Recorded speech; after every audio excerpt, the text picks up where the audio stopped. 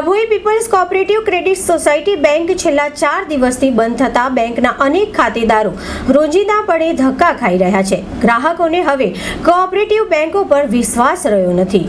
ડભોઈમાં માંગણી બજારમાં આવેલી છે પીપલ્સ બેંક। 1000 જેટલા ખાતેદારો આશરે 2 કરોડ ઉપરનું થાપણદારોના નાણાં અટવાઈ ગયા છે। છેલ્લા 1 અઠવાડિયાથી લોકો બેંકમાં આવે છે, બેંકને બંધ જોઈને જતા રહે છે, જ્યારે બેંક મેનેજર અને ટ્રસ્ટનો સંપર્ક કરતા તેઓના ફોન બંધ આવે છે।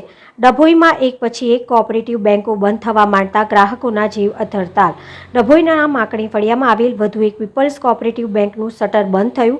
પીપલ્સ કોઓપરેટિવ બેંક છેલ્લા 4 દિવસથી બંધ છે। મેનેજરે બેંકમાંથી રાજીનામું આપતા કર્મચારીઓ બેંક ખોલતા નથી। ગ્રાહકોના જીવ અથર અનેક ખાતેદારો રોજિંદા ધક્કા ખાઈ રહ્યા છે। છેલ્લા 20 વર્ષથી બેંકે ખાતેદારોને જીત્યો હતો વિશ્વાસ।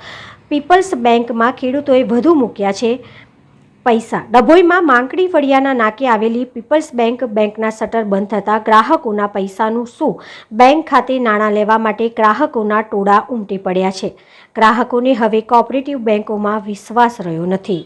ડભોઈ ચોકસી બજાર પીપલ્સ બેંક અત્યારે અઠવાડિયાથી બંધ છે। મારી લેવડ દેવડ ચાલુ છે 2 વર્ષથી। અમારે પૈસાની જરૂર છે લેવડ દેવડ માટે, તો અંદરના જે કર્મચારીઓ છે એ બધાએ રાજીનામું આપી દીધું છે। હવે અમે કોની જાડે રજૂઆત કરીએ કે અમારે પૈસાની જરૂર છે, ને અમે ડભોઈના અયગાડી ચોકસી બજારમાં રહું છું, બરાબર। હવે એ પૈસા માટે અમે કોની જોડે માંગણી કરીએ? કેટલા ટાઈમથી બેંક બંધ છે? બેંક અઠવાડિયાથી બંધ છે। આ બાબતે કોઈ પ્રમુખ ટ્રસ્ટી કોઈને જાણ કરી તમે?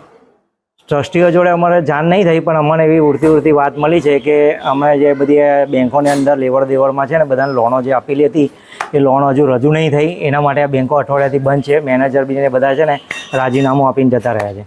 હું અહીંયાનો સ્થાનિક છું। અહીંયા ગાડી અહીં રોજ આજે અઠવાડિયાથી બેંક બંધ છે અને અહીંયા ગાડી ટોટલી 2.5 કરોડ રૂપિયાનું કૌભાંડ થયું છે। બધી પબ્લિક અત્યારે અકળાયેલી છે ને હું સામે જ રહું છું, સામે મારું ઘર છે અને અહીંયા ગાડી ટોટલી લગભગ બધા જ ગુસ્સામાં આવે છે અને કોઈ એમને હરખો જવાબ નહીં મળતો।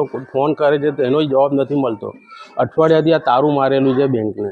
રોજના ઓછામાં ઓછા લગભગ 30-40 જણ આવે છે રોજના અહીંયા ગાડી બધા તપાસ કરો, પણ બિચારા નારાજ થઈને ચાલ્યા જાય છે। નારાજગી, કોઈએ પૈસા મેક્યા કંઈ કામ લાગે, આ કરીએ પેલું કરીએ, લગ્નમાં કામ લાગશે, અત્યારે એ બધા મુશ્કેલીમાં છે। અને કેટલું કૌભાંડ? ટોટલી 2 થી 2.5 કરોડ રૂપિયાનું કૌભાંડ છે અહીંયા ગાડી।